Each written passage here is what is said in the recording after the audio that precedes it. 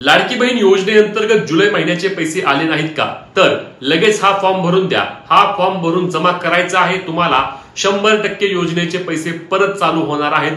परंतु जर हा फॉर्म भरून नाही दिला तर योजनेचे पैसे तुम्हाला कधीच मिळणार नाहीत। हो, लाडकी बहीण योजनेअंतर्गत सर्वात महत्त्वाची अपडेट असणार आहे। त्यामुळे जास्तीत जास्त पहा, जास्तीत जास्त शेअर करा आणि अशाच कामाच्या माहितीसाठी आपल्या हक्काच्या मराठी पेजला फॉलो आणि सबस्क्राइब करायला देखील विसरू नका। नमस्कार मित्रांनो, मी विराज। लाडकी बहीण योजनेअंतर्गत आता रक्षाबंधनचा अर्थातच जुलै महिन्याचा हप्ता लाडक्या बहिणींच्या बँक खात्यावरती जमा झाला।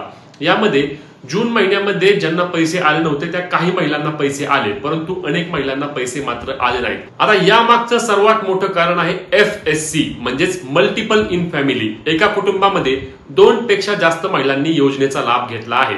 आता तेही लक्षात घ्या, पहिल्यापासून मी सांगतोय, एक विवाहित आणि एक अविवाहित एवढ्या 2च महिलांना योजनेचे पैसे मिळणार आहेत। पण ठीक आहे, आता तुम्ही तिघींनी घेतला, दोघींनी घेतला, सगळं झालं, पण आता एकीला तरी पैसे आले पाहिजेत ना, किंवा दोघींना तरी पैसे आले पाहिजेत। परंतु सर्वांचेच पैसे बंद झाले आहेत। तर त्यासाठी आता सरकारकडून एक महत्त्वाची अपडेट आली आहे। यासाठी तुम्हाला हा जो फॉर्म आहे तो फॉर्म भरून द्यायचा आहे।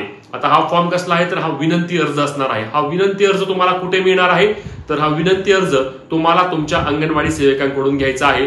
त्या अर्जावर तुमच्या कुटुंबामधील किती महिलांनी लाडकी बहीण योजनेचा लाभ घेतला त्यांची नावं लिहायची आहेत आणि नंतर तुमच्या कुटुंबामध्ये कोणत्या 2 महिलांना, एक विवाहित आणि एक अविवाहित, यांना हा लाभ चालू ठेवायचा आहे त्यांची देखील तुम्हाला त्यावर नावं लिहायची आहेत। त्यासोबत Aadhaar card xerox, rationing card xerox, त्यासोबत बँक पासबुक एवढे डॉक्युमेंट तुम्हाला अंगणवाडी सेविकांकडे जमा करायचे आहेत। आणि त्यानंतर अंगणवाडी सेविकांकडून हा फॉर्म पुढे गेल्यानंतर तुम्हाला योजनेचे पैसे परत चालू होतील। हे लवकरात लवकर तुमच्या अंगणवाडी सेविकांना भेटून तुम्ही पूर्ण करून घ्यायचे आहेत, तरच तुम्हाला लाडकी बहीण योजनेअंतर्गत पुढचे पैसे मिळणार आहेत। त्यामुळे हे अत्यंत महत्त्वाचे रील शेअर करायला आणि अशाच माहितीसाठी आपल्या पेजला फॉलो आणि सबस्क्राइब करायला विसरू नका।